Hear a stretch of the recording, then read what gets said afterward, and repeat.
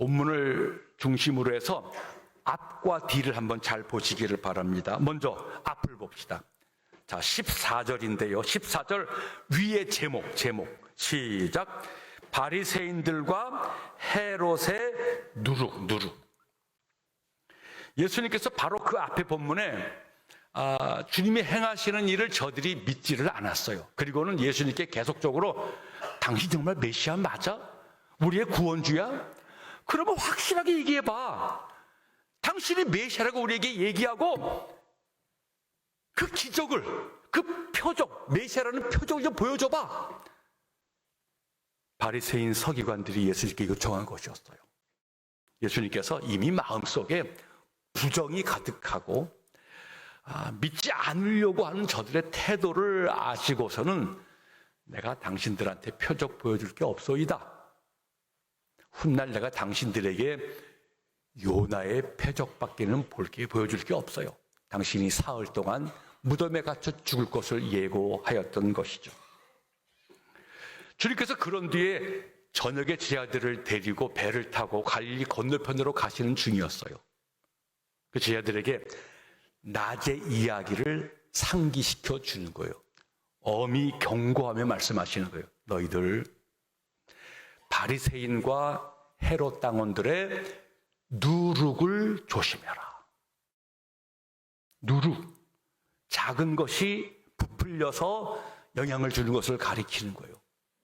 결국 이 누룩의 의미는 저 바리새인들이 하나님 말씀 가르친다 그러고 너희들에게 뭔가 얘기하는 그 속에 누룩이 들어있다. 좋지 않은 누룩이 들어있다는 거예요. 너희로 하여금 잘못하게 만드는, 오해하게 만드는 누룩이 이게 퍼지게 한다는 거예요. 그건 바리새인들의 형식주의와 세속주의를 가리키는 것이었어요. 저들은 지금 겉으로는 나 좋은 신앙인이야. 내가 때마다 기도하거든. 나는 금식도 해. 내가 예물을 바치지. 나는 정기적으로 예배드리러 성전에 가. 자, 내가 얼마나 애쓰는지 알지? 이거를 보여주는 신앙을 하려고 하는 거예요. 결국 종교자라고 부르는 사람들이 자기 신앙을 하는 것이 아니라 이야기하고 보여주는 신앙을 자꾸만 얘기하면서 신앙은 보여주기, 겉모습으로 전락되어져 버리고 만 거죠. 형식주의와 세속주의가 되어져 버리고 만 거예요. 나아가 경건한 척 모양은 있어요. 하지만 진짜 경건의 능력은 없었다는 거예요. 바로 그 누룩이 그 누룩. 사람을 망가뜨리고 오해해서 퍼뜨리는 그 누룩을 조심해라. 그런데 제자들은 예수님이 바리새인과 헤롯 당원들의 누룩을 조심하라는 이야기를 어떻게 들었는가? 16절에 서로 수군거리면서 뭐라고 말합니까? 아이고, 예수님이 떡이 없어서 그러는구만. 빵이 먹을 것 없어서 그러는 거야 라고 얘기를 했다는 거예요. 누룩은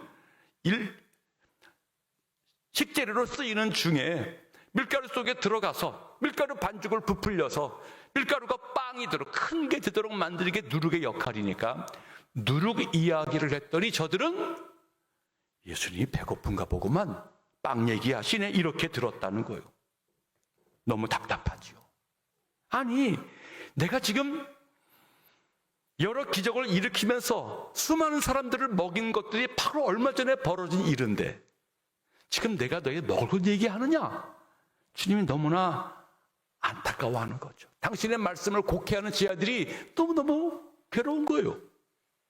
결국 주님께서 17절로 21절 다 같이 시작.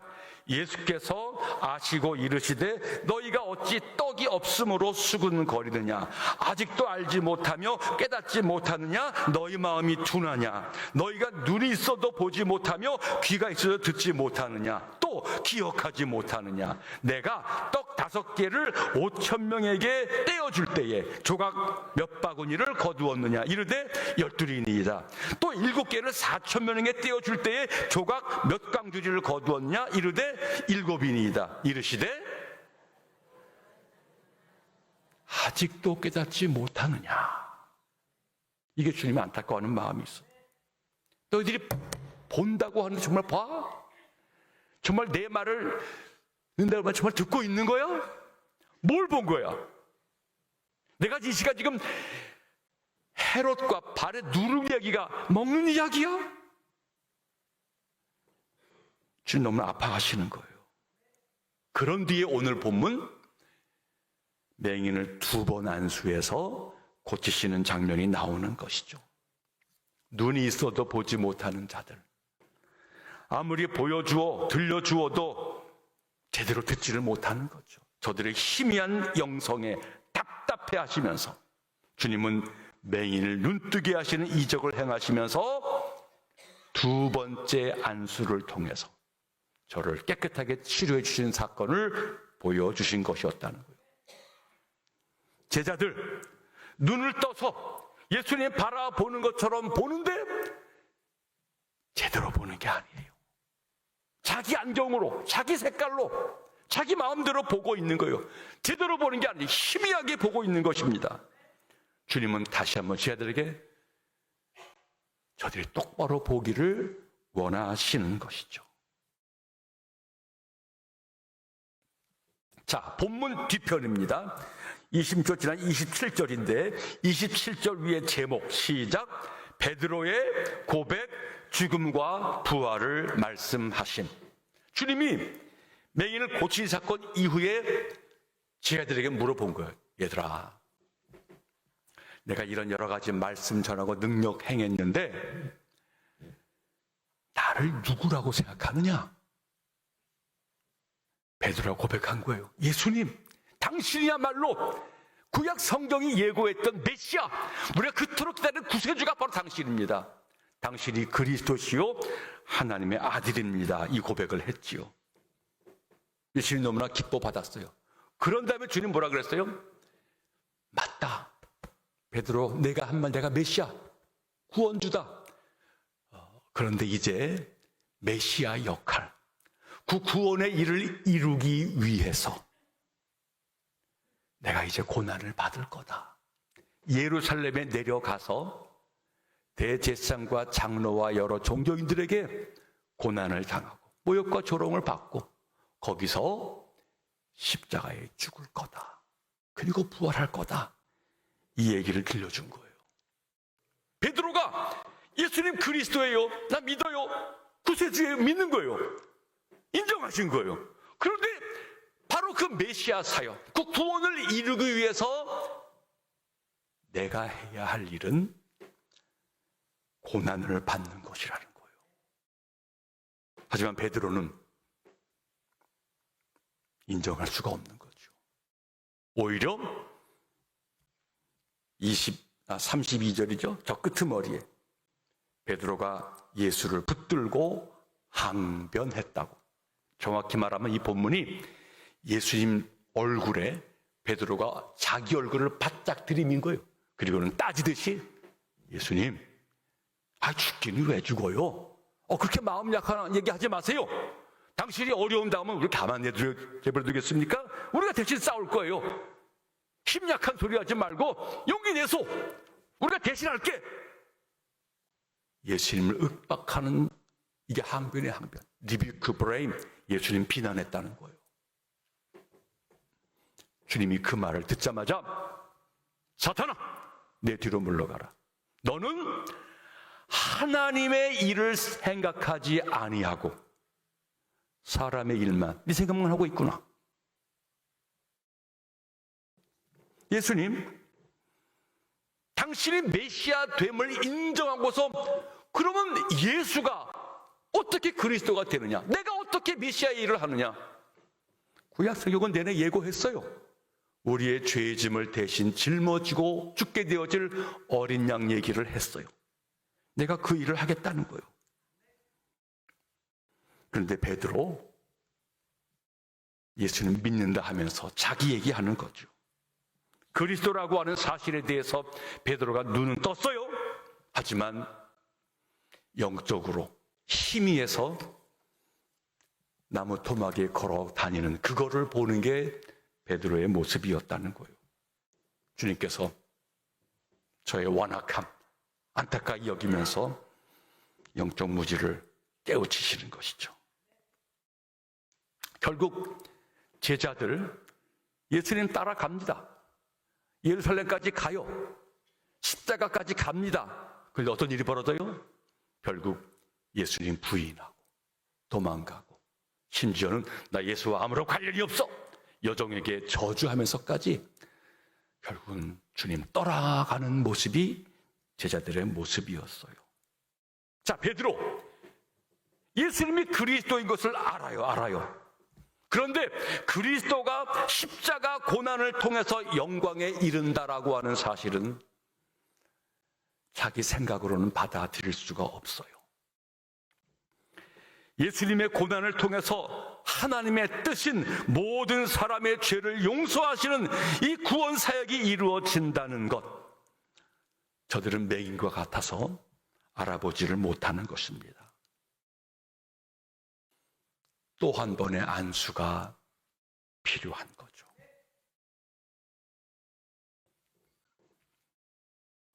복음서가 맞춰지고 사도행전에 들어오면서 제자들에게는 놀라운 변화가 일어납니다. 그 변화가 바로 사도행전 2장의 성령 충만의 사건이었죠. 저들은 힘이 부족해서 두려워서 기도하는 중이었는데 하나님께서 기도하는 각 사람의 머리 위에 불이 혀같이 갈라져서 각각의 사람 위에 임하는 현상이 나타났다는 거예요. 여러분, 머리 위에 임했어요. 각 사람에게 임했어요. 그리고 이어 벌어진 현상, 사람들 마음이 담대해졌다는 거예요. 이제는 보지 못하던 것을 보게 되었다는 거예요. 달라졌어요. 눈이 띄어진 것입니다. 성령 충만 이후 그들은 위험을 당했지만 도망가지 않습니다. 죽음도 두렵지 아니하고 고난을 감내합니다. 저들은 죽음 이후 영생을 보는 거예요. 사람들 위에 있는 천사를 보는 거예요. 저들은 인간 저 위에 계시는 하나님의 뜻을 바라보는 거예요. 보여지는 거예요. 결국 이 두 번째 안수, 성령 충만이었어요. 성령 충만으로 영의 눈이 열리고 나니까 하나님의 꿈이 제자들에게 자신들의 비전이 되었다는 거예요. 그래서 사도행전 2장 17절에서는 이 성령 충만의 사건을 구약의 말씀, 요엘을 통해서 해석을 해주는 거예요. 하나님 말씀하시기를 말세에 내가 내 영을 모든 육체에 부어주리니 너희 자녀들은 예언을 할 것이요 너희 젊은이들은 환상을 보고 너희 늙은이들은 꿈을 꾸리라. 이 성령 충만의 사건으로 말미암아 더 이상 자신들, 이 한계, 육체, 부족함 이거를 보는 것이 아니라 하나님이 내 안에 거하시고 내 안에 역사하심이 깨달아지면서 이제는 담대한 자로 자신의 여정들을 펼쳐가게 되었다는 거예요.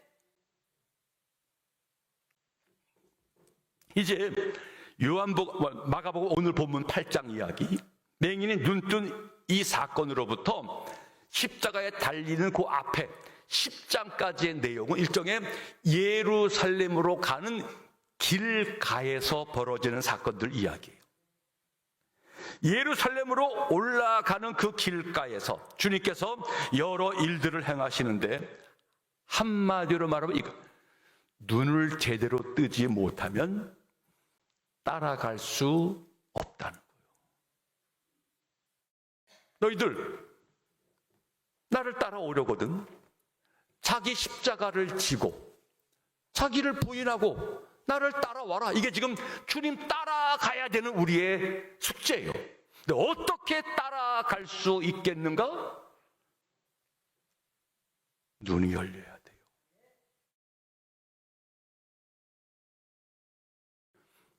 우리 모두는 제 아들이 똑같이 그러는 거예요. 지금 따라가고 있어요.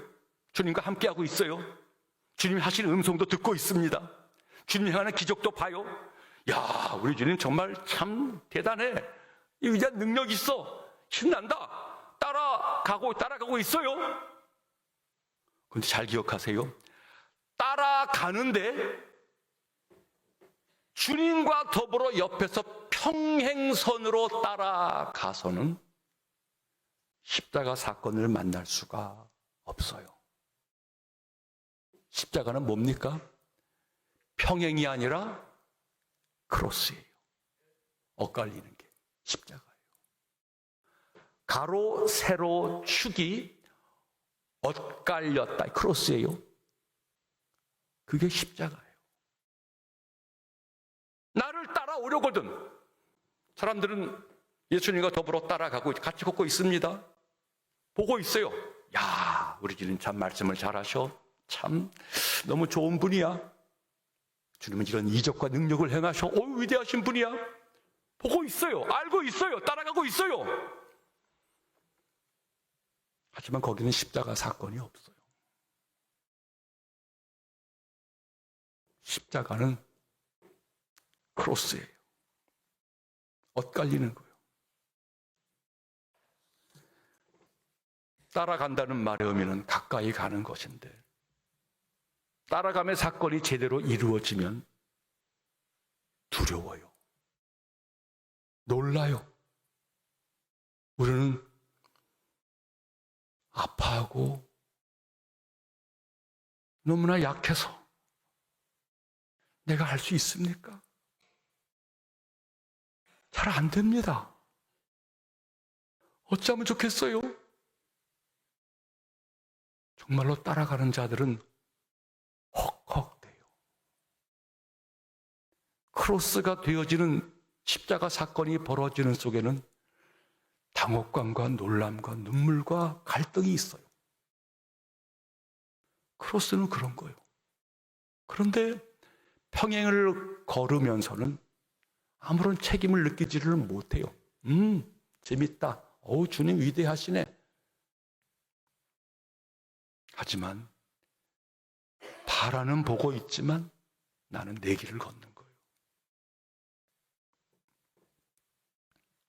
눈 뜨고 있습니까? 희미하게 보이는 것밖에 없는데 다 보고 다 아는 척 현재의 상태를 만족하고 있는 것은 아닙니까? 전에는 눈물 흘리다가 잘 보였었는데 세월 지나면서 눈물샘 마르고 어느 날 망막에 기름기가 끼면서 희미해져 있는데 그거를 본다라고 괜찮다라고 착각하고 있는 거 아닙니까? 또 한 번의 안수가 필요하지 않습니까? 여러분, 신앙생활 주님이 한 번도 안수했다는 것이 주님의 약함을 얘기하는 것이 아니라 우리에게 그것이 필요하다는 거예요. 사랑하는 성도님들, 또 한 번의 안수를 통해서 영안이 열리기를 축복합니다. 그리고는 진짜 두려워요. 힘들어요.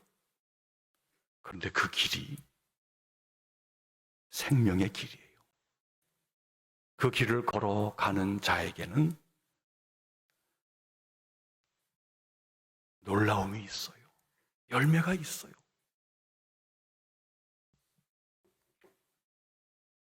애매모호함이 정확해져요.